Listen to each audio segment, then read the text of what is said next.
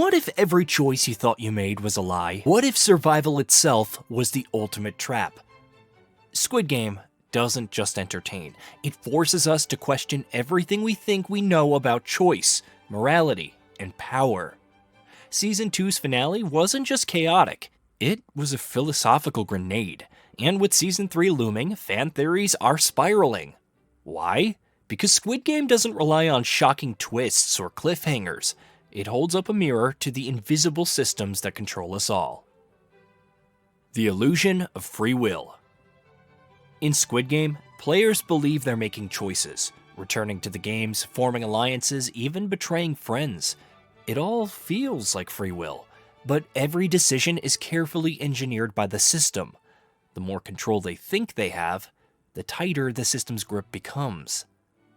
This is the illusion of free will, a psychological trap that makes people feel empowered while silently cornering them. Take red light, green light. Players think they control their movements, but the doll's gaze dictates everything, exposing the harsh truth. Freedom is meaningless when the rules are absolute. 6 legs turn the screws tighter. 5 players chained together face simple childhood games. Flying stone. Knock over a stone with another. Spinning top. Keep a top spinning. Jeggy. Keep a small object airborne with your foot. Sounds easy until you're chained to others. One mistake and the whole group suffers. The time ticking down transforms teamwork into chaos. The psychological trap here? Dependence. Players have to trust others, but the system ensures that trust will collapse under pressure, turning cooperation into frustration. This is the illusion of free will. The more control you think you have, the tighter the system's grip. Moral dilemmas. Gi-hun enters the games clinging to his moral compass, but as survival grows more desperate, his principles are tested. Would you hold onto your values if it meant dying, or would you compromise to live? This is the moral paradox that haunts every choice in the games. Mingle strips morality to its rawest form. Players must enter rooms with a specific number of people to survive, but the carousel spins them into confusion, disorienting them before the countdown begins. Friends turn into obstacles, alliances dissolve. It's every person for themselves. The result? Morality crumbles under pressure. This isn't just about life or death, it reflects real-world scenarios. Think workplace betrayals or societal hierarchies where self-preservation outweighs collaboration. The system pits people against each other, weaponizing trust and exploiting desperation. Squid Game Season 2 Ending Explained. Season 2's ending delivers heartbreak. Gi-hun's rebellion fails. He risks everything to destroy the games only to see his efforts crushed by a system too powerful to break. Key alliances are executed, leaving him shattered. Gi-hun's failure isn't just a plot point, it's a gut punch. Imagine leading people into rebellion, only to realize you've walked them straight into the system's trap. The psychological burden of leading others to their deaths weighs heavily on him, and his despair is palpable. The cruel twist? Gi-hun is stuck in a no-win situation. Any choice he makes ends up serving the system he's trying to fight. Gi-hun's greatest battle isn't with the system. It's with himself. As he fights to dismantle it, every step pulls him closer to becoming the very thing he despises. Can he resist becoming the system he hates, or is he doomed to play a role in its cycle? Mid-credits scene explained. The mid-credits scene sets the stage for Season 3 with the introduction of Chol-soo, a new doll standing opposite Young-hee. Chol-soo's cold, mechanical gaze signals a new kind of predator, one designed for psychological warfare. His presence marks the evolution of the games. Chol-soo might not just enforce rules, but manipulate contestants' fears and doubts, creating a battlefield inside their minds. Season 3's games will likely be deadlier than ever, with impossible choices forcing players to confront their limits. The final spark.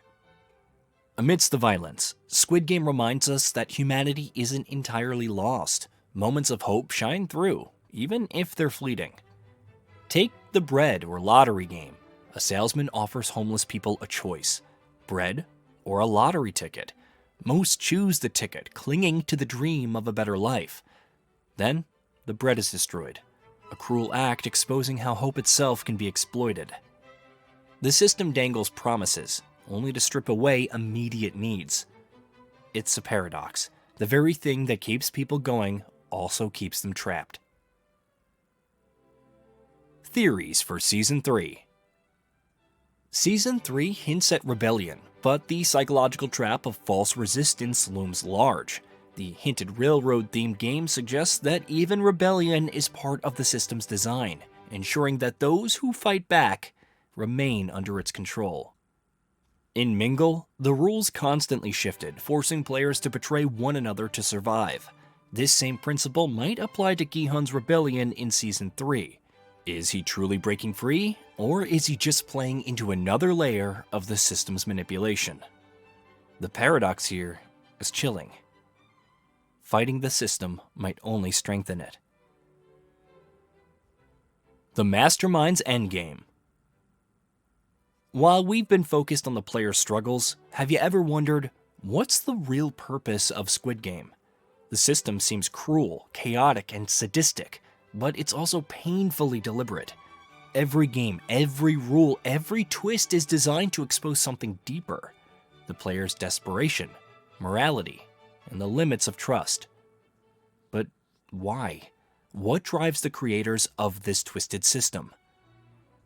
The theory gaining traction is that the games aren't just about wealth or survival. They're a sociological experiment. Season 3 could reveal the true endgame, uncovering how far humanity can be pushed before collapsing under the weight of its own flaws.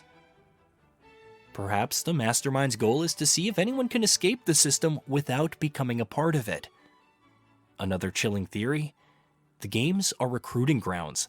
Those who win aren't just survivors, they're potential architects of future games. Gi-hun's fate could depend on whether he can resist becoming the thing he hates the most. Why Squid Game reflects us all. Season 2 left us shaken. Our choices, our systems, even our hope. Are they truly ours? Or are we just playing by someone else's rules? If Season 3 teaches us anything, it's this: in a rigged game, understanding the rules may be the only way to win. Squid Game doesn't just expose the brutal game, it dares us to ask, are we too trapped by systems we can't see? Is it a reflection of the moral dilemmas, psychological traps, and systemic hierarchies we face every day? So, what's your theory for Season 3? Can Gi-hun outsmart the system? Or is rebellion just another layer of the trap? In the end, Squid Game's greatest twist isn't in the games. It's in how it forces us to confront the systems we live in. Because maybe, just maybe, we're all players in a game we didn't choose to join.